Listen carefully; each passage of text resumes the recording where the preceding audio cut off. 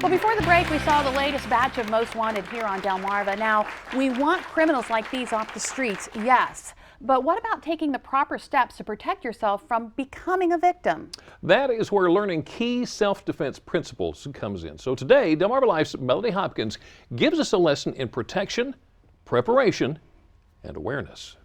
Crime happens all the time. The question is, will you be prepared if it happens to you? According to the FBI, every 24 minutes, someone is murdered. Every 5 minutes, someone is raped. Every 54 seconds, someone is robbed. And every 4 seconds, that's 15 times a minute, a theft happens. Life happens. So how do you fight back? Corporal Cris Taylor with the Wicomico County Sheriff's Office says the most important thing to remember when walking alone is to have a plan.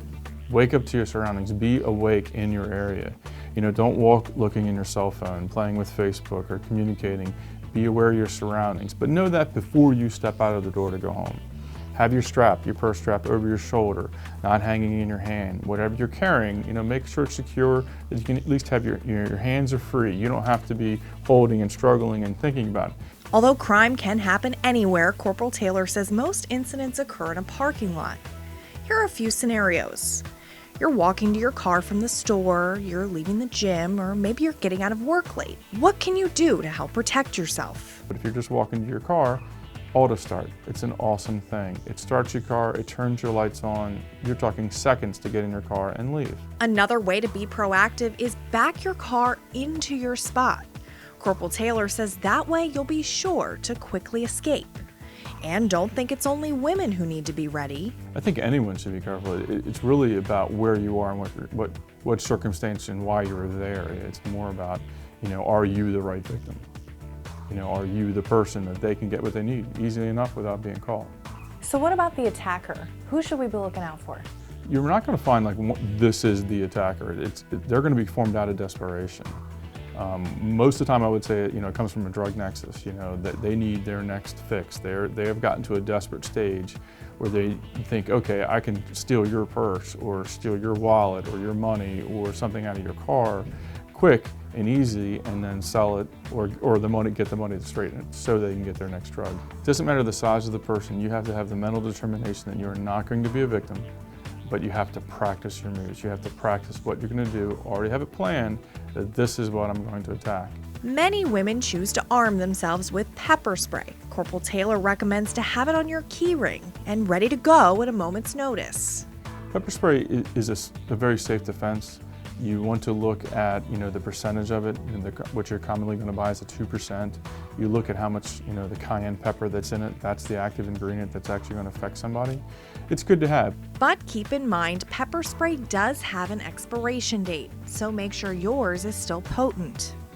Corporal Taylor also recommends wasp spray. The certain ones are designed to shoot up into the eave of the house at 30 feet away. That's perfect. You can be on the other side of the room and still spray them and still have that path to leave. It creates greater time for you to get away.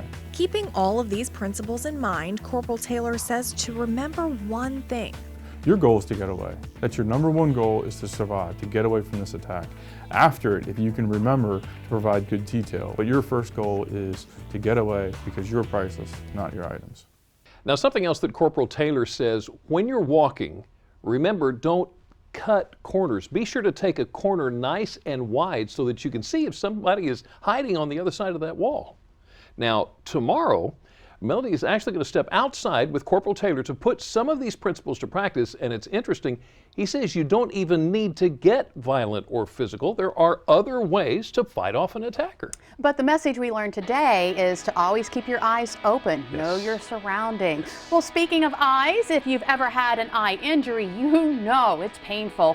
Well, there's a reason for that. Find out why your eyes are so sensitive to pain, plus how to know if eye pain is caused by a scratch or something much more serious. We'll also take a look at what your eyes say about your health. From color to cloudiness, they may be sending a strong message. Delmarva Live will be right back.